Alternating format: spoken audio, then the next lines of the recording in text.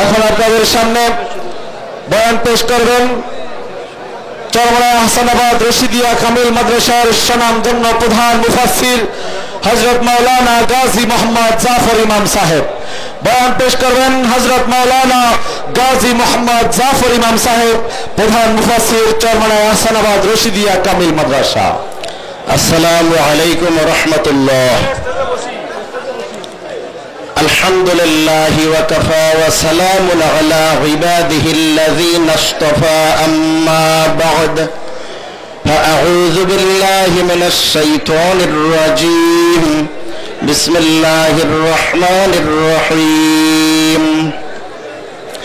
إن الله وملائكته يصلون على النبي يا أيها الذين آمنوا صلوا عليه وسلموا تسليما. اللهم صل على سيدنا ونبينا وشفيعنا وحبيبنا ومولانا محمد صلى الله عليه وعلى آله وأصحابه وبارك وسلم. اللهم صل على سيدنا ونبينا وشفيعنا وحبيبنا ومولانا محمد صلى الله عليه وعلى آله وأصحابه وبارك وسلم.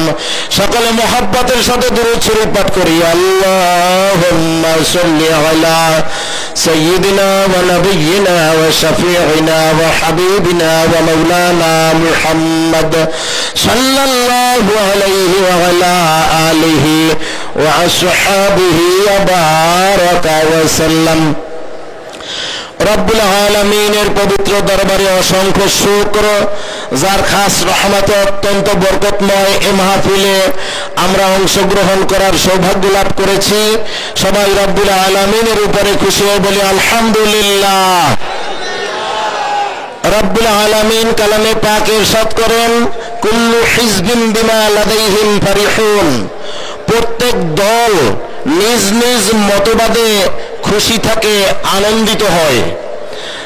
আমাদের বাংলাদেশ সহ সারা বিশ্বে সব যুগই ইসলামের নামে বিভিন্ন ধরনের মতবাদ, মতাদর্শ, দল, ফিরকা চালু ছিল। বর্তমানে আমাদের বাংলাদেশের দিকে যদি লক্ষ্য করি তাহলে দেখব ইসলাম অনুযায়ী যারা চলার কথা দাবি করে, ইসলাম অনুযায়ী যারা চলতে চায় বলে দাবি করে, তাদের মধ্যে অনেক দল, প্রত্যেকে বলে আমরা হকের উপরে, আবার অনেকে বলে একমাত্র আমরাই হকের উপরে।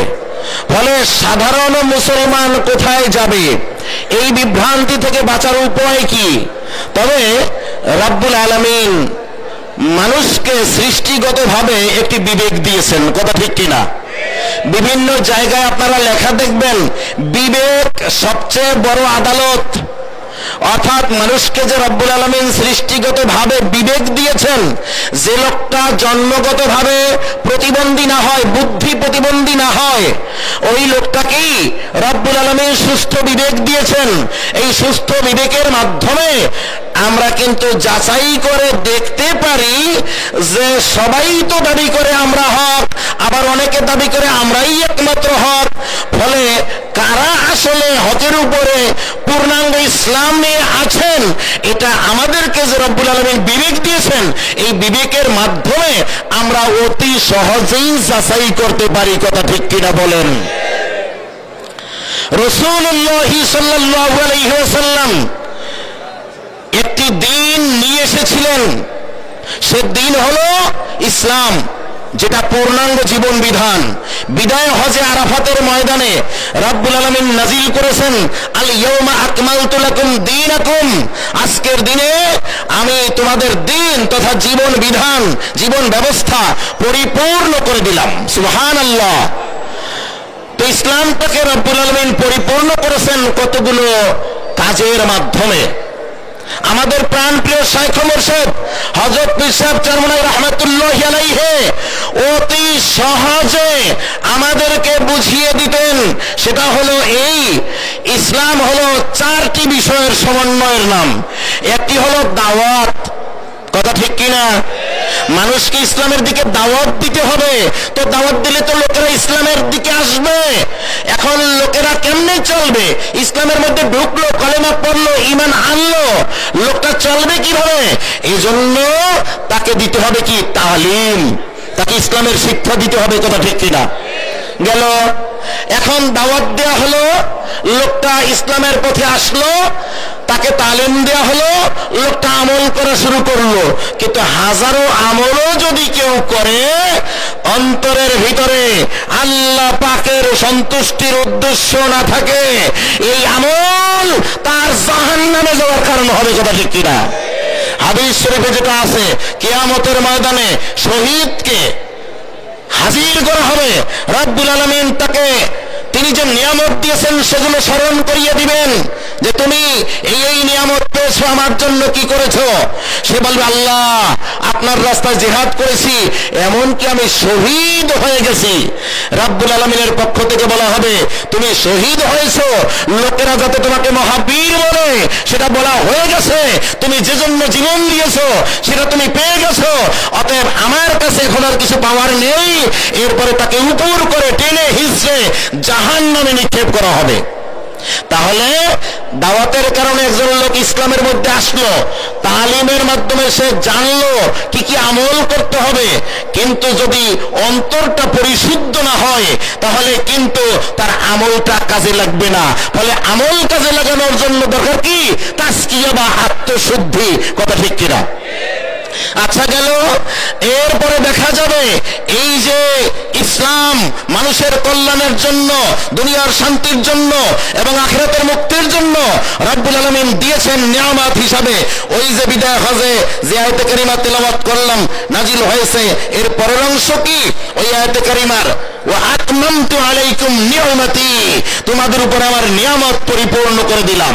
তো রব্বুল আলামিন যে নিয়ামত দিয়েছেন এই দিন ইসলাম, এই নিয়ামতের বিরুদ্ধে কিছু লোক লেগে যাবে, কারণ শয়তান চায় না আদম সন্তানেরা শান্তিতে থাকুক, কথা ঠিক কিনা? ফলে শয়তান তার চেলাদেরকে লেলিয়ে দেবে। এদেরকে প্রতিরোধ করার জন্য যেই ব্যবস্থা মুসলমানদের পক্ষ থেকে নিতে হবে সেটা হলো জিহাদ, কথা ঠিক কিনা? আমাদের শাইখ মুর্শিদ অতি সহজে বুঝিয়ে দিতেন যে কেউ যদি কয়েকটা সাবজেক্টে পরীক্ষা দেয়, 10টা সাবজেক্টে পরীক্ষা দিল, কয়েকটায় সে 100 পেয়েছে আর কতগুলায় সে মোটেও নাম্বার পায় নাই, তাহলে সে কি ওই পরীক্ষায় পাশ করবে? সবাই উত্তর দেন, পাশ করবে? তো মনে করবেন ইসলামের মধ্যে নম্বর হলো 400, কয়শো? দাওয়াতে 100, তালিমে 100, আত্মশুদ্ধিতে তাজকিয়ায় 100, আর বাতিলের বিরুদ্ধে জিহাদে 100। একজনের দাওয়াতে নাম্বার পেলেন 100, কিন্তু তালিমে নাম্বার পেলেন না, বা 50 পেলেন বা 20 পেলেন, আত্মশুদ্ধিতে পেলেন না, বা 50-20 এভাবে পেলেন, আর অন্যায়ের বিরুদ্ধে যে প্রতিরোধ করতে হবে এতে পেলেন 00। এই লোকটা ইসলামের পরীক্ষায় পাস না ফেল? সবাই বলেন পাস না ফেল? অতএব অতি সহজেই আমরা দেখতে পাই যে হযরত পীর সাহেব হুজুর চরমনাই রাহমাতুল্লাহি আলাইহি আমাদের সামনে যে কর্মসূচি রেখে গেছেন, দ্বীনি কর্মসূচি, যে মিশন রেখে গেছেন, এটা হলো ইসলামের পূর্ণাঙ্গ মিশন। সবাই বলে আলহামদুলিল্লাহ। আমাদের বাংলাদেশে এমন কিছু লোক আছে, দল আছে, যারা ইসলামটাকে নিয়ে, ইসলামটাকে ব্যবহার করে রাজনীতি করতে করতে ইসলামটাকে এমন রাজনীতিকরণের মধ্যে ফেলে দিয়েছে, মনে হয় যেন ইসলাম মানেই রাজনীতি, ইসলামের মধ্যে আর কিছু নেই, কথা ঠিক কিনা? ইসলাম মানেই মনে হয় যেন রাজনীতি, কিন্তু না। পীর সাহেব চরমনাই রাহমাতুল্লাহি আলাইহি আমাদেরকে শিখিয়ে গেছেন, আমাদের আকাবেরগণ শিখিয়ে গেছেন, পূর্বসূরি উলামায়ে কেরাম বুজুর্গরা দিন শিখিয়ে গেছেন যে না, ইসলাম হলো দাওয়াত, তালিম, তাজকিয়া ও জিহাদের নাম। শুধু জিহাদ, শুধু নাহি আনিল মুনকার, শুধু রাজনীতি, শুধু রাষ্ট্রীয় পর্যায়ে ইসলাম প্রতিষ্ঠার চেষ্টা করা, এটার নাম ইসলাম নয়, কথা ঠিক কিনা? তাহলে এক এক দল এক এক বিষয় নিয়ে ব্যস্ত হয়ে আছে।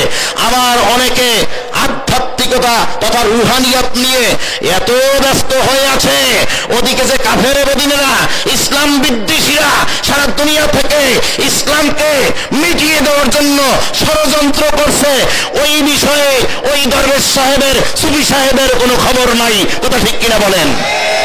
অতএব অনেকে ইসলামটাকে সুফিজম তথা ওই আধ্যাত্মিকতাবাদের ভিতরে ঢুকিয়ে ফেলেছে।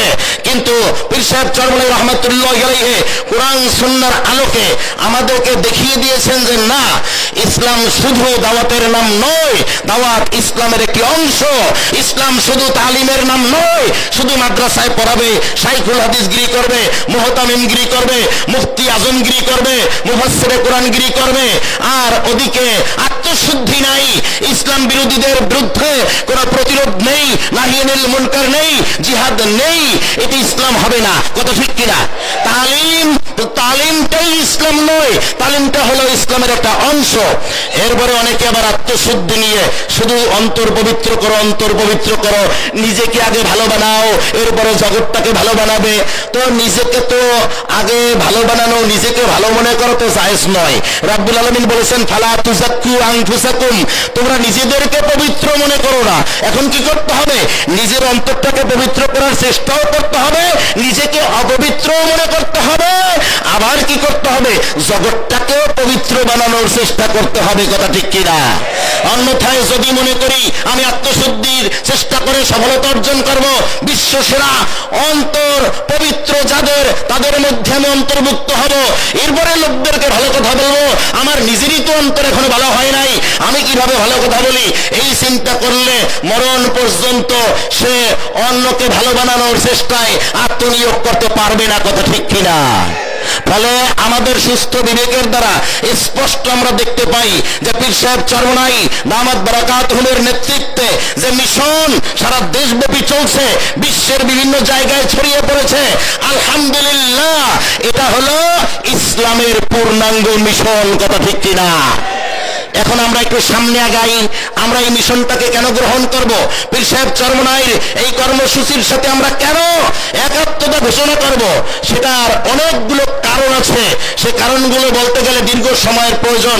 আমি মৌলিক কয়েকটা বিষয়ে বলবো। ইসলামী শাসনতন্ত্র আন্দোলন এটা গঠিত হয় 1987 সালে, নাকি 1987 সালে গঠিত হয়। বাংলাদেশে ইসলামের নামে বিভিন্ন দল রাজনীতি করে। অনেক দল এমন আছে যাদের কেন্দ্রীয় কমিটিতে লোক দেওয়ার মতো পর্যন্ত লোক নেই, কিন্তু তারা এই রাজনীতি করতে গিয়ে, ইসলাম কায়েম করতে গিয়ে, ইসলাম কায়েমের চেষ্টা করতে গিয়ে ইসলামকে ভুলুণ্ঠিত করার কাজটা পুরোপুরি করতে পেরেছে। কথা ঠিক কিনা? আমরা দেখেছি এই রাজনীতি করতে গেলেই মনে হয় যেন ম্যাডামদের সাথে বেপরদা হওয়া ছাড়া আর কোনো গতি নাই। কথা ঠিক কিনা?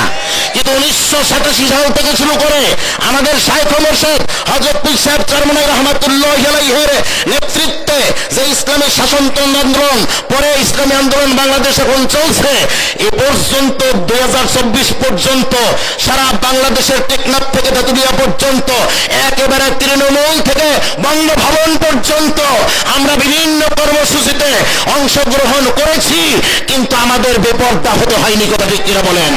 কথা ঠিক কিনা বলেন? অতএব ইসলামী আন্দোলন বাংলাদেশ তো এজন্যই করতে হবে যারা রাজনীতির নাম দিয়ে পর্দাকে ভুলুণ্ঠিত করে না। কথা ঠিক কিনা বলেন? যারা রাজনীতির নাম দিয়ে ইসলামকে জলাঞ্জলি দেয় না, ইসলাম কায়েমের নাম দিয়ে ইসলামকে দাফন করে না। কথা ঠিক কিনা? কথা তো ক্লিয়ার। আমাদের বাংলাদেশে অনেক উলামায়ে কেরাম ওয়াজের ময়দানে আছেন, আছেন না? ওয়াজের ময়দানে অনেক উলামায়ে কেরাম আছেন। একজন ওয়াইজ সাহেব আল্লাহ রাব্বুল আলামিনকে, রাসূলুল্লাহ সাল্লাল্লাহু আলাইহি ওয়াসাল্লামকে হালা বলেছেন ওয়াজের ভিতরে। কি বলেছেন? হালা। শুদ্ধ মানে বাঙালিরা আমরা বলি শালা, স্ত্রীর ভাইকে যে শালা বলা হয়, দক্ষিণবঙ্গে বলা হয় কি হালা, বা বাংলাদেশের আঞ্চলিকভাবে সব জায়গায় মনে হয় হালা বলা হয়। উনি ওয়াজের মধ্যে লোকদের সাথে, শ্রোতাদের সাথে কৌতুক করার জন্য, তাদেরকে হাসানোর জন্য আল্লাহকে বলেছেন হালা, রাসূলুল্লাহি সাল্লাল্লাহু আলাইহি ওয়াসাল্লামকে বলেছেন হালা, জিবরাইল আলাইহিস সালাতু ওয়াস সালামকে বলেছেন হালা।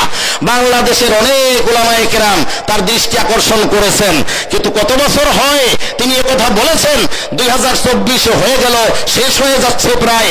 এর মধ্যে এ বিষয়ে তাকে আমরা ক্ষমা চাইতে শুনি নাই। কথা বুঝতেছেন বাবাজির ভাইয়েরা? আর আমাদের প্রাণপ্রিয় শাইখ মুর্শিদ হযরত পীর সাহেব চরমনাই দামাত বারাকাতুহুম, তিনি ঢাকায় কিছুদিন আগে, মাসখানেক বা মাস দেড়েক আগে একটা প্রোগ্রামে তিনি বলেছেন, আমার দলের কোন নেতা বা কোন কর্মীর কথাবার্তায় যদি আপনারা কেউ কষ্ট পেয়ে থাকেন, বিশেষ করে ইসলামী মহল বাংলাদেশে যারা রয়েছেন, ইসলামী হুকুমত কায়েমের চেষ্টায় যারা নিয়োজিত আছেন, তারা যদি কেউ কষ্ট পেয়ে থাকেন, তাহলে আমি আল্লাহর ওয়াস্তে আপনাদের কাছে ক্ষমা চাই। বলেন সুবহানাল্লাহ। তাহলে কেন করবেন এই দলটা? এই দলটার নেতৃবৃন্দ, আমির সহ এই দলটার নেতৃবৃন্দ যদি দেখেন শরীয়তের দৃষ্টিতে কোনো ভুল হয়ে গেছে, অথবা ভুল হয়তোবা তাদের দৃষ্টিতে হয়নি, কিন্তু বিজ্ঞ উলামায়ে কেরাম বলেছেন যে এটা ভুল হয়েছে বলে মনে হয়, ভুলের সন্দেহ হয়, সেখানেও তারা ক্ষমা চেয়ে নেন। বলেন আলহামদুলিল্লাহ। তাহলে এটাই তো হযরত আলী রাদিয়াল্লাহু আনহুর কাছে একজন একটা মাসালা জিজ্ঞেস করেছেন। সাহাবায়ে কেরামের মধ্যে সবচেয়ে বড় বড় উলামায়ে কেরাম যারা ছিলেন, তাদের মধ্যে একেবারে উপরের তবকার ছিলেন হযরত আলী রাদিয়াল্লাহু আনহু। তার নিকটে একটি মাসালা জিজ্ঞেস করা হয়েছিল, তিনি উত্তর দিতে গিয়ে একটু বেখেয়ালে সঠিক উত্তরটি দিতে পারেননি। তার পাশেই ছিলেন তার একজন ছাত্র, তিনি তাবেঈ। তিনি বললেন, হযরত মনে হয় যেন উত্তরটা এভাবে না হয় এভাবে হবে। হযরত আলী রাদিয়াল্লাহু আনহু একটু মাথা নিচু করে ভাবলেন, কিছু সময় পরেই তিনি বলেন, হ্যাঁ আমি যেটা বলেছিলাম সেটা ভুল হয়েছে, তুমি যেটা বলেছো সেটাই সঠিক। এরপরে তিনি তার ভুল সংশোধন করে দিলেন। সুবহানাল্লাহ। আমাদের শাইখে চরমনাই দামাত বারাকাতুহুম এখন থেকে সম্ভবত 2 মাস আগে তিনি একটা বক্তব্য দিয়েছেন। তিনি বলেছেন, বাংলাদেশে ইসলামপন্থীদের ঐক্যের ক্ষেত্রে যদি আমার দাদার লেখা কোনো কিতাব বাধা হয়, আমার বাপের কোনো বক্তব্য, আমার কোনো বক্তব্য, আমার ভাইয়ের মানে আমিরুল মুজাহিদিন হযরত পীর সাহেব চরমনাইয়ের কোনো বক্তব্য বাধা হয়, বাংলাদেশ ইসলামপন্থীদের ঐক্যের ক্ষেত্রে সমস্ত বক্তব্য আজকে থেকে বাতিল ঘোষণা করলাম। সুবহানাল্লাহ। কি বাংলাদেশে আল্লাহকে, রাসূল সাল্লাল্লাহু আলাইহি ওয়াসাল্লামকে, জিবরাইল আলাইহিস সালাতু ওয়াস সালামকে হালা বলে ব্যঙ্গ করে এরপরেও ক্ষমা চাইনি অনেকে। আর আমাদের শীর্ষ নেতৃবৃন্দ পীর সাহেব চরমনাই, আমির, আমাদের সিনিয়র নায়েবে আমির শাইখে চরমনাই, তারা প্রকাশ্যে মানুষের মধ্যে তাদের কথা বাতিল ঘোষণা করেন। কথা ঠিক কিনা বলেন? আমি চরমনাইতে আছি 23 বছর হয়ে গেল, সারসিনা মাদ্রাসায় 11 বছর লেখাপড়া করেছিলাম। তো পীর সাহেব চরমনাই দামাত বারাকাতুহুম যে আল্লাহর ওয়াস্তে ক্ষমা চেয়েছেন, এটা কোনো রাজনৈতিক কৌশল নয়। আমরা তার সাথে মিটিং করি, একবার দান বাক্স সংক্রান্ত কোন একটা সমস্যা হয়ে যায় মাহফিলের দায়িত্ব পালনের ক্ষেত্রে, সেটা নিয়ে আমরা ব্যাপক পর্যালোচনা করি। পীর সাহেব চরমনাই, শাইখে চরমনাই, আমাদের প্রাক্তন চেয়ারম্যান সাহেব সহ মুরব্বিন একরাম সবাই ছিলেন, জামিয়ার সকল শাখার সকল ওস্তাদ ছিলেন। বিভিন্ন পর্যালোচনায় আত্মপর্যালোচনা করতে গিয়ে দেখা গেছে আমরা যাতে ভবিষ্যতে আরো সতর্ক থাকি এ ব্যাপারে বিভিন্ন নির্দেশনা তারা দিয়েছেন। কিন্তু পীর সাহেব চরমনাই মনে মনে ভাবলেন যে এই নির্দেশনাগুলো যে আমরা দিলাম, তাতে কোনো ভাষায় বা কোনো ভাবে ওস্তাদগণের মধ্য থেকে কেউ কোনো কষ্ট পেলেন কিনা তার সন্দেহ হলো। ওই মজলিস শেষ হওয়ার আগেই তিনি বললেন, আমাদের কোনো কথায় আপনারা যদি কেউ কষ্ট পেয়ে থাকেন তাহলে আল্লাহর রাস্তে মাফ করে দিবেন। কথা বুঝতেছেন বাবাজিরা, ভাইরা? এখানে আসাতিজা কিরাম সবাই পীর সাহেব চরমনাইয়ের মুরিদ, আলহামদুলিল্লাহ, তার ভক্ত, অনুরক্ত, আলহামদুলিল্লাহ। কিন্তু এবং আমরা তার অধীনে এখানে খেদমত করি। এই জামিয়ার রইস পীর সাহেব চরমনাই প্রধান, যিনি পীর সাহেব চরমনাই, আমরা তার অধীনে বিভিন্ন দায়িত্ব পালন করি, শিক্ষকতা করি, ওস্তাদ হিসাবে কর্মরত আছি, অনেকে খাদেম হিসাবে আমরা কর্মরত আছি। কিন্তু সেখানে তার মাপ চাওয়ার প্রয়োজন হয় না, কোনো কৌশলের জন্য প্রয়োজন হয় না। কথা ঠিক কিনা বলেন? কথা ঠিক কিনা? কিন্তু হঠাৎ করে আমি উপস্থিত, সবাই উপস্থিত, এর মধ্যে দেখলাম এই অবস্থা। আর একবার আমাদের একটা মিটিংয়ে মসজিদের ভিতরে জোহরের নামাজের পর একটা মিটিং হয়। সেখানে হযরত পীর সাহেব চরমনাই আমাদের একজন ওস্তাদকে একটি বিষয়ের সংশোধনী দিয়েছেন। কথা বুঝেন নাই? রাসূলুল্লাহ সাল্লাল্লাহু আলাইহি ওয়াসাল্লাম সাহাবায়ে কেরামকে সংশোধন করেন নাই? করেছেন কিনা? এখন যদি জি সবার সাথে ভক্ত টিকিয়ে রাখার জন্য হ্যাঁ শুধু যে যা করবে সেটাকে বাহাবা জানাও, এটা তো ইসলাম নয়। অতএব পীর সাহেব চরমনাই ওই সংশোধনীতে দেওয়ার পরে বাসায় আসলেন দুপুরের খাবার খাওয়ার জন্য, কিন্তু তিনি সুস্থভাবে খানা খেতে পারছেন না। খানা তাড়াতাড়ি করে খেয়েই না যেন খাওয়া শুরু করতে পারেন নাই তিনি দ্রুত চলে গেছেন, গিয়ে একজনকে বললেন অমুক হুজুর কোথায়। এরপরে তার কথা তাকে খবর দেওয়া হলো যে পীর সাহেব হুজুর একটু কথা বলবেন। এরপরে ওই আমাদের সম্মানিত সেই ওস্তাদকে বাসা থেকে একটু খবর দিয়ে বাইরে আনা হলো। হুজুর বললেন, আপনাকে যে আমি যে সংশোধনটা দিলাম আমার কেমন যেন মনে হয় আপনি কোনো কষ্ট পেয়েছেন কিনা। আমি এই চিন্তায় দেখি যে খাওয়াই শুরু করতে পারি না। এরপরে বাসা থেকে চলে এসেছি। সবাই বলেন আলহামদুলিল্লাহ, সবাই বলেন আলহামদুলিল্লাহ। কি এই চরমনাইয়ের মিশন, এটা কোনো এই দুনিয়াবী মিশন নয়, এটা হলো আল্লাহ পাকের দরবারে কবুল হওয়া মিশন। সবাই বলে আলহামদুলিল্লাহ। আমাদের শাইখ মোর্শেদ যিনি 35 বছর পর্যন্ত তাকবীরুল তরক করেন নাই, আরাফাতে, মিনায়, মুজদালিফায়, এরপরে বিভিন্ন জায়গায় কত যে দোয়া করেছেন, কত চোখের পানি তার ঝরেছে এই কাফেলাটা কবুল করানোর জন্য। আমরা যে কত দেখলাম, তার দোয়া কত শুনলাম, আলহামদুলিল্লাহ তিনি কবুল করিয়ে গেছেন। অতএব এই মিশনটা আশা করি কিয়ামত পর্যন্ত পদস্খলিত হবে না, পথভ্রষ্ট হবে না ইনশাআল্লাহ। সবাই বলেন আল্লাহুম্মা আমিন। এরপরে আমাদের বাংলাদেশের আরেকজন বক্তা উনি বলেছেন, কেউ যদি জাহান্নামের ভিতরে একবার ঢোকে আর কখনো বের হবে না। বলেন নাউজুবিল্লাহ। অথচ হাদিস শরীফে আছে ঈমান নিয়ে মারা যাওয়ার পরেও অনেক লোক তাদের বদের পাল্লাটা ভারী হওয়ার কারণে, নেকের পাল্লা হালকা হওয়ার কারণে জাহান্নামে যাবে। প্রথমত জাহান্নামে ঢোকার পরে ওই পাপের শাস্তি ভোগ করে এরপরে আবার তারা জান্নাতে আসবেন।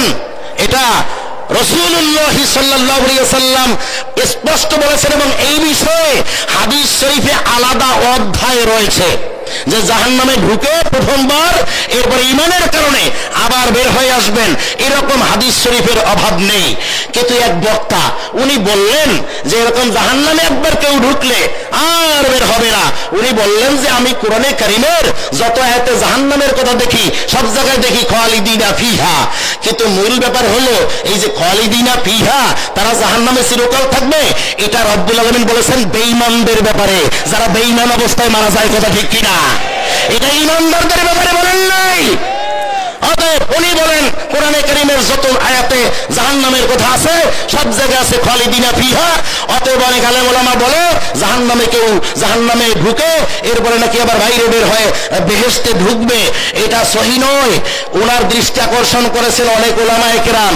এ পর্যন্ত কত 10 বছর হয়ে গেল উনি এই কথা বলেছেন, এ পর্যন্ত তওবা করেন নাই। কথা বুঝতেছেন বাবাদের ভাইরা? এ পর্যন্ত তওবা করেন নাই।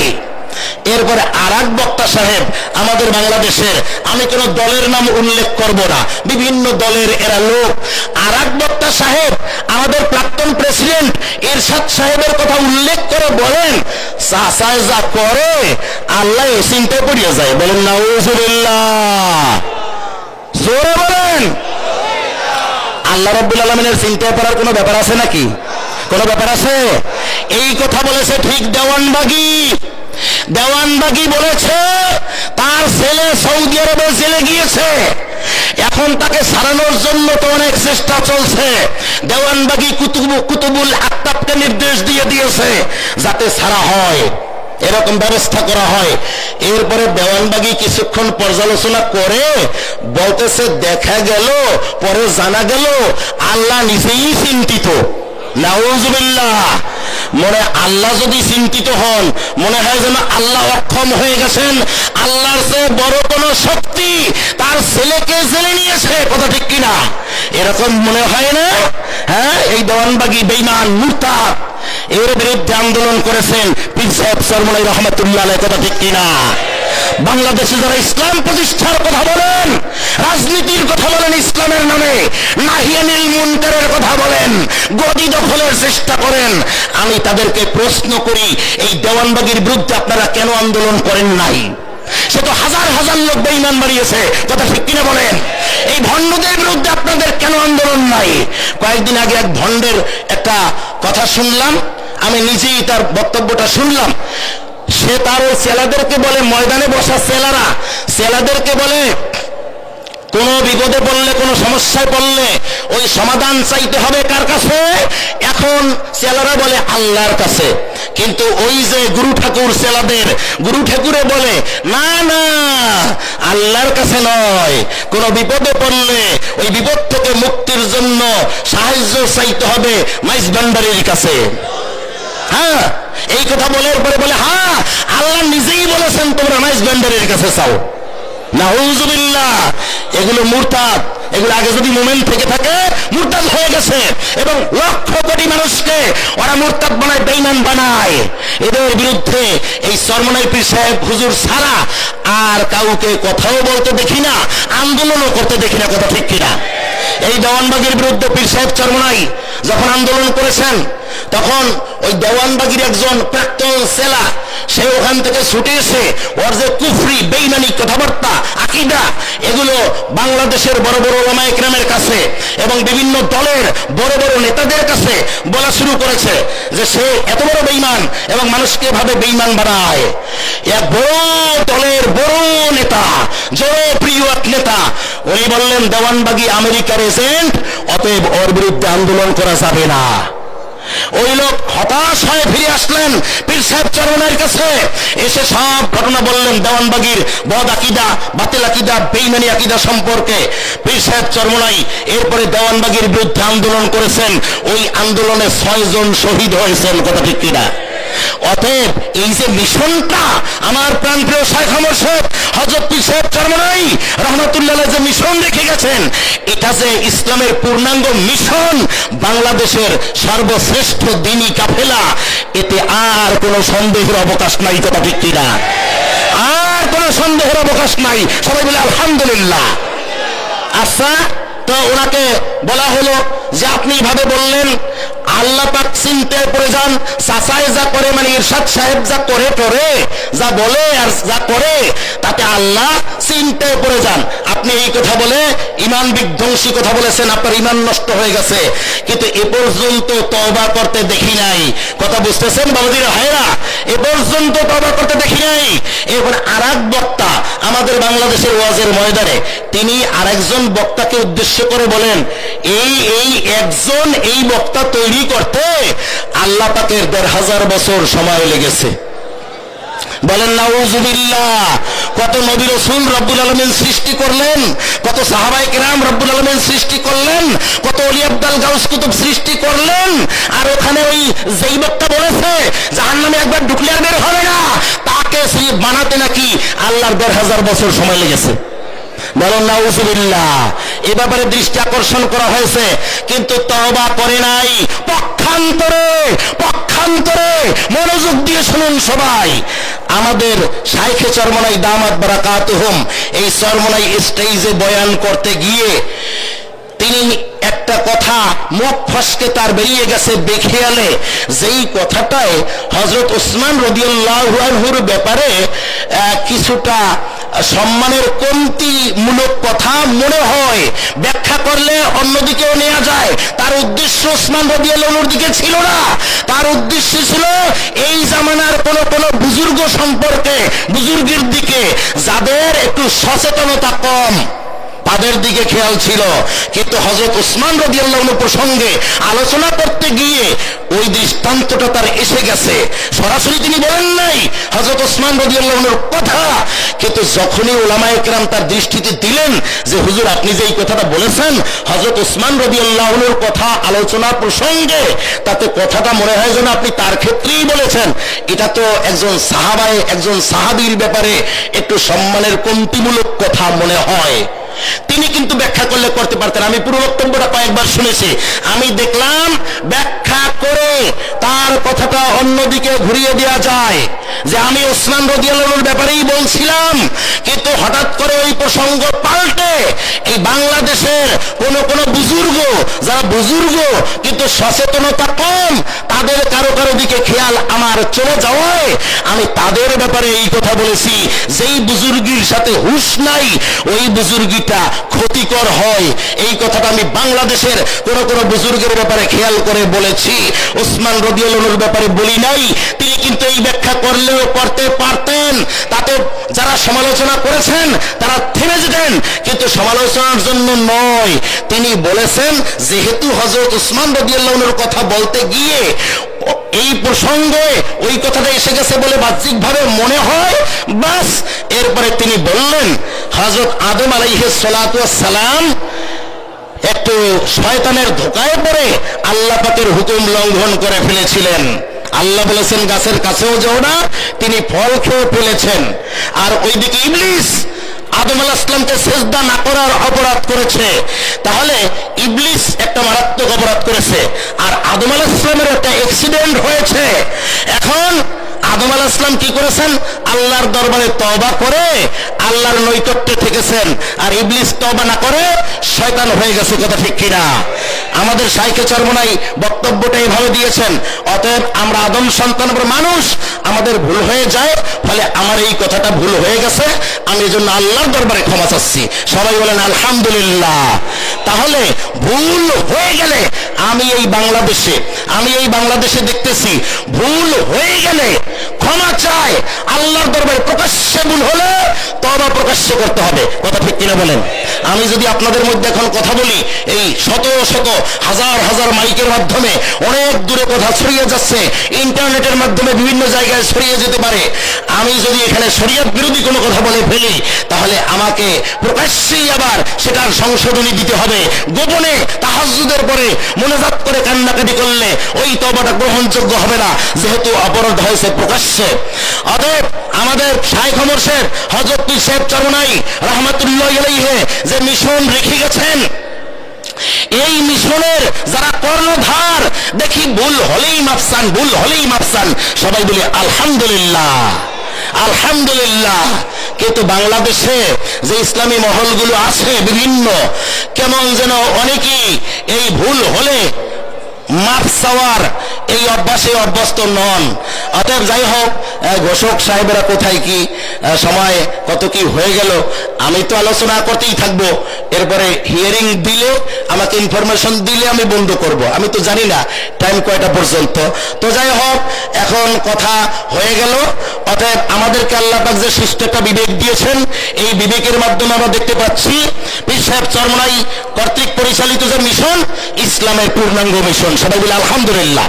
শুধু তাই নয়, এটা শুধু কর্মসূচির মধ্যে সীমাবদ্ধ নয়।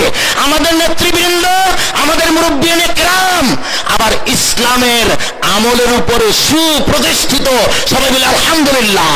ভুল হয়ে গেলে তারা তওবা করেন প্রকাশ্যে ভুল হয়ে গেলে প্রকাশ্যে তওবা করেন। আলহামদুলিল্লাহ। অতএব এই মিশনটা একটা অতুলনীয় মিশন। আলহামদুলিল্লাহ। আল্লাহ পাকের দরবারে একটা মাকবুল মিশন বলে মনে হয়। আলহামদুলিল্লাহ। রব্বুল আলামিন বাংলাদেশের সমস্ত মুসলমানকে এই কাফেলাটাকে বোঝার এবং এই কাফেলার সাথে শামিল হওয়ার তৌফিক দান করুন। আমিন। ওয়া আখিরু দাওয়ানা আনিল হামদুলিল্লাহি রাব্বিল আলামিন। আসসালামু আলাইকুম ওয়া রাহমাতুল্লাহ।